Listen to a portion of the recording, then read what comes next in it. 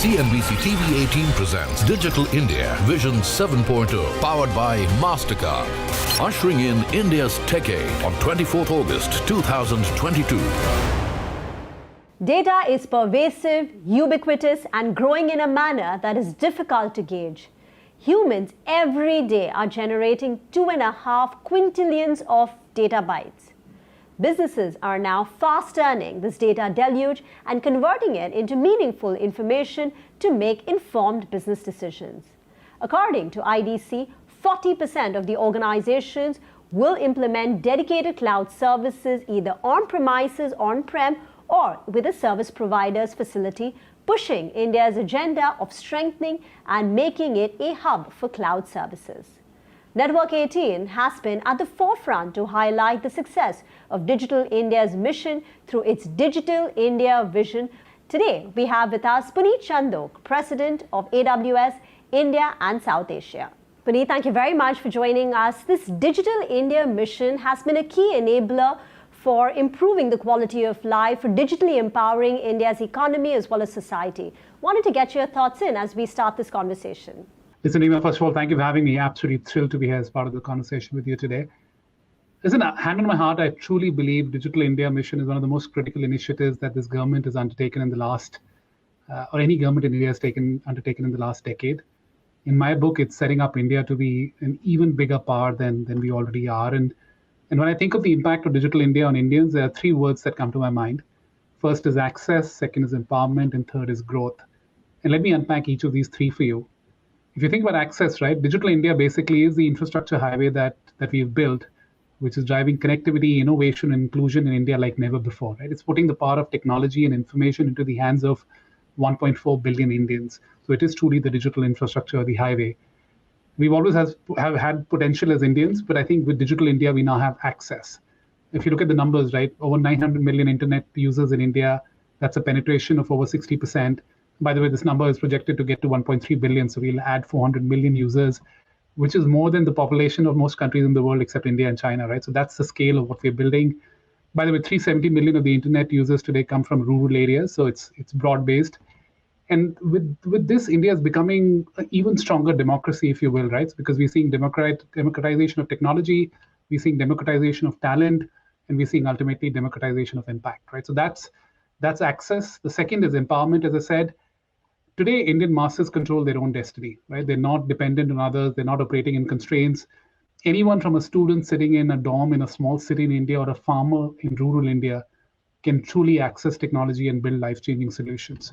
It's not just about building solutions, right? If you look at some of the services that are available today, e-hospitals, which is revolutionizing healthcare in India, making it possible for every Indian to get access to healthcare, e-Pathshala, which is helping education get democratized across the country. We've got Bheem and Jan Dhan Yojana, again, remarkable successes, right? So across healthcare, education, financial inclusion, through Digital India, we're seeing empowerment of the nation. And these basic rights are now in the hands of our people, right? It's no longer a privilege to have these. It is truly in the hands of Indians. And then the third facet is growth.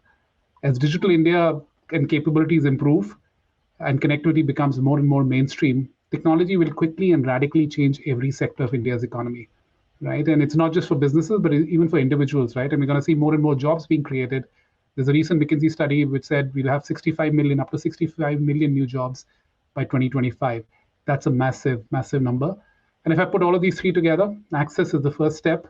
It's about leveling the playing field that digital infrastructure is doing in India. Empowerment is the second step.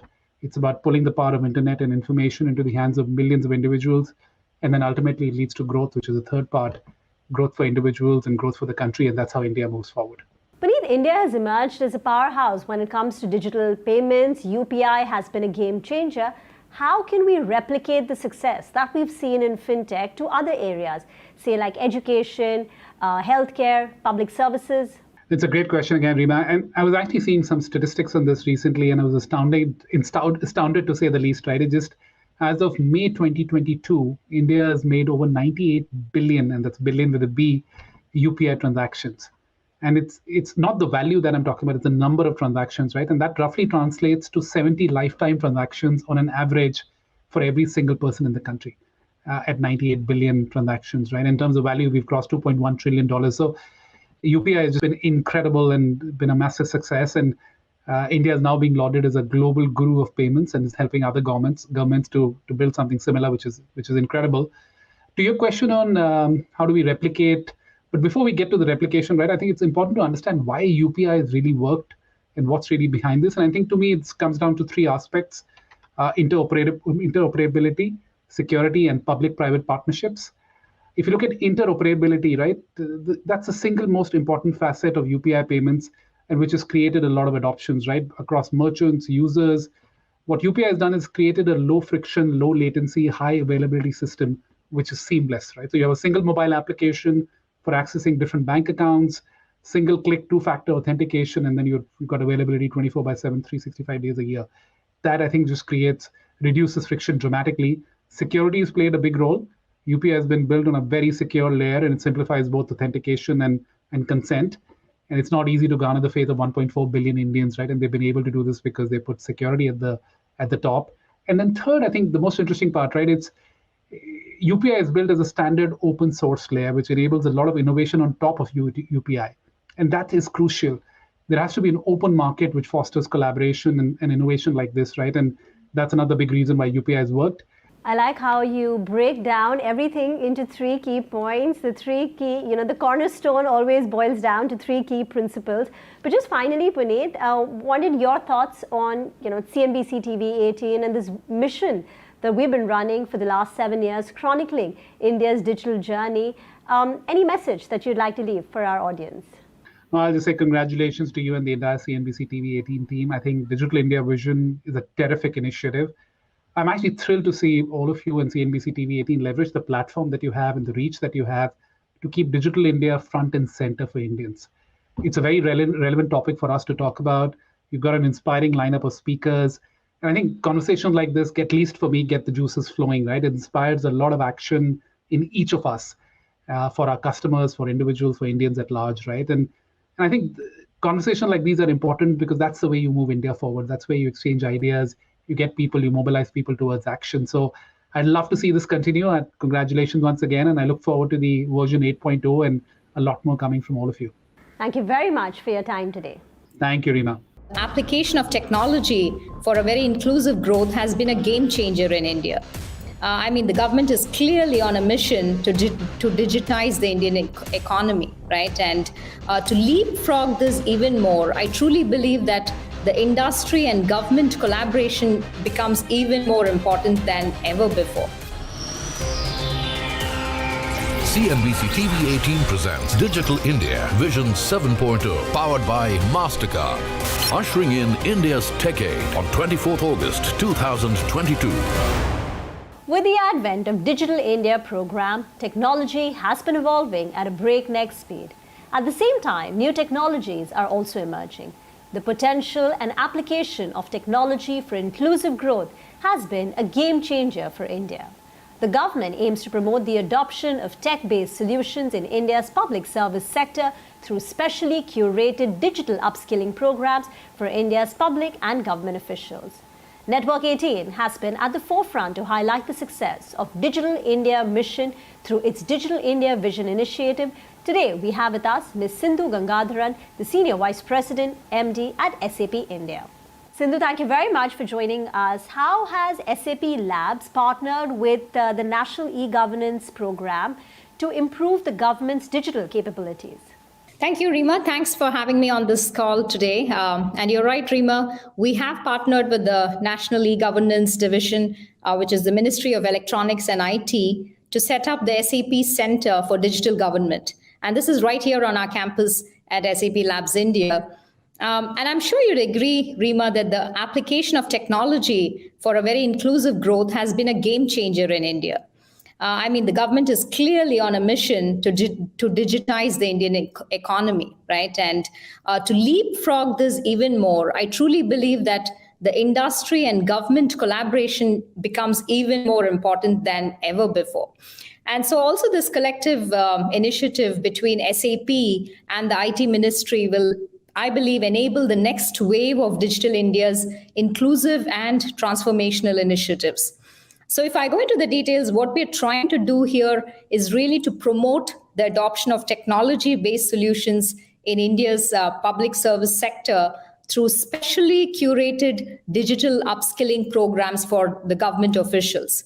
And at the SAP Center for Digital Government, our technology experts from SAP will directly engage with public service professionals and conduct training programs on our Bangalore campus. And the center would also focus on capacity building, program management, as well as implementation of Digital India's projects and initiatives, which are undertaken by ministries and departments at the central, but also at the state level. And this is just one of the initiatives through which we look forward to creation of a platform for this multi-stakeholder engagement to support the ambition, if you may will, of a digitally intelligent India. And at SAP Rima, we help businesses in their digital transformation journey. And through this partnership, we are enabling the government of India in their digital transformation goals. And this is a matter of great pride for all of us at SAP. Sindhu, since you brought up the topic about enterprises going digital and transforming themselves, digitization is not about processes. It's about the culture, the mindset of the leaders, which can drive this transformative change top down. What are the key factors to keep in mind? Yeah, spot on. I think you rightly mentioned culture. And I think if you just reflect back, Rima, also the pandemic, right? The pandemic was a rude reminder that digitization is clearly the only way to thrive and also in many cases survive in this very volatile global market, irrespective of which industry you pick or whatever business models are being used, right? So during the pandemic, we saw businesses who were agile, who were nimble, who was faster to adopt to this change. They just did not just sail through, but also went on to really be the leaders in their respective industries. And others who were slow to digitization, many of them just lost out in that game, right? And they fizzled out in the process as well. So at SAP, Rima, digital transformation is at the heart of what we do and how we cater to our 500,000 customers that we have worldwide. And coming from that background, for me, enabling the end user, right, the user who's really finally using your products is the most critical part of any digital transformation journey. And we have to always remember that your end users that are the people, right? And they come from diverse backgrounds. They have different stories that kind of make them who they are. They have different needs. They have different work styles. They have different strengths and challenges. And also in my meetings with CIOs, the first question that they always bring up is, hey, what are we doing to empower their end users to do their job better? Now, all smart organizations and enterprises understand that the digital realm is really an extension of the end user and consequently a major factor in the success of how effective work is performed and also business outcomes are being achieved. And so like you rightly said, right, when you're looking at that kind of change, there's many factors and leaders really need to map for their organization, like what's the long-term impact on their business landscape, what's the value of data that you're getting, the business assurance. And like you rightly said, factors like bracing that kind of cultural change needs to be in there, right? And the fact that you're initiating a digital transformation for your organization needs that you need to be prepared to make those kind of major changes, of course, to organizational structure, but the core culture that exists in organizations. Very well said. Sindhu, just one final word. Any message for the CNBC-TV18 audience? CNBC-TV18, of course, has been running this mission for the last 7 years, chronicling the government's Digital India mission. Any words? So on behalf of all of us at SAP, my best wishes to the entire CNBC-TV18 group for the success of the Digital India Vision 7.0. For the last 7 years, CNBC-TV18 has led the Digital India narrative and has also fueled a significant impact in India's digitization journey. And I'm very, very proud to be associated with this campaign. And all of us at SAP, we are very happy to extend all possible support to take the Digital India vision to the next level. So thank you so very much to the entire team at CNBC. Sindhu, thank you very much for joining us. It's our pleasure. Thank you. Thank you. India decided to start on its journey 2015 towards the digital mission and vision. How do we create connectivity? How do we leverage technology to improve the lives of every single person in the country? CNBC-TV18 presents Digital India Vision 7.0, powered by MasterCard. Ushering in India's Tech Age on 24th August 2022.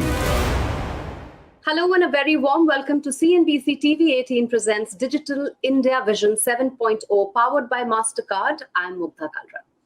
7 years ago, Digital India Mission was launched with 3 key goals: provide quality digital infrastructure to every citizen, provide all public services digitally on demand, and empower citizens to participate in this tech revolution. We have come a long way since then. Programs such as the National Digital Literacy Mission and the Disha Digital Literacy Program are helping millions of Indians to get upskilled. And 5G truly will be a game changer.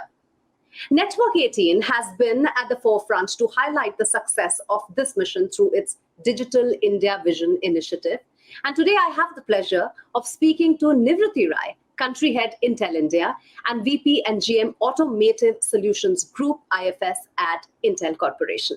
Welcome to the show, Nivriti. Well, Intel India has been implementing series of initiatives to strengthen its support for the Digital India program. Could you talk about some of them? Absolutely, Mugdha. Before I start, let me tell you about my journey as Intel India head. India decided to start on its journey 2015 towards the digital mission and vision. How do we create connectivity? How do we leverage technology to improve the lives of every single person in the country? When I took over this role, I already had a role cut out for me on how could I leverage technology, how could I leverage the Intel India strength, the capability, and drive towards this mission. I looked at the goal that India had set for itself, $1 trillion economy boost coming from digitalization. India already had begun its journey towards driving changes through cell phone-driven usages. India is the largest consumer of data. More than, I would say, 12 gigabyte per person per day. How did that happen? Because we made data affordable. When we made data affordable, the consumption obviously went high. We have 1.4 billion people, and we enabled data to be available to everyone. How can we drive that journey and create value for the people such that they can use data, not just for entertainment and consumption, but for education, but for health, but for driving critical economic development for the villages, for the cities, for everyone. Let's talk about 5G. How do you see it redefine the internet ecosystem in the country? Yes. So let me just start with a little bit of a definition. Up till now, 2G, 3G, 4G enabled first voice calls, then enabled data, and a lot of other usages came about. What I like to say is, till now, up till 4G, technology was connecting everyone. You could make phone calls, you could access, through voice or through video. Now 5G will connect everyone and everything. So multiple devices will have communication. Multiple opportunities will rise. Even though, some amount of infrastructure investment will be required to enable all of the 5G benefits, but everyone and everything will be connected. Nivriti, we spoke about startups and we spoke about unicorns. How do you see digital technology as an accelerator for tech-based startups in the country? So far, India was known as a software nation, and a bunch of our startups were focused on software. And not just software, but software focused on e-retail. With a lot of digitalization, with access to compute, with access to network, with access to a lot of such infrastructure. I'm so excited that now we are seeing deep tech startups. You talk about, quantum mechanics, quantum internet. You talk about blockchain, safety, security. You talk about robotics, automation in factories with private 5G, AR, VR for surgeries as well.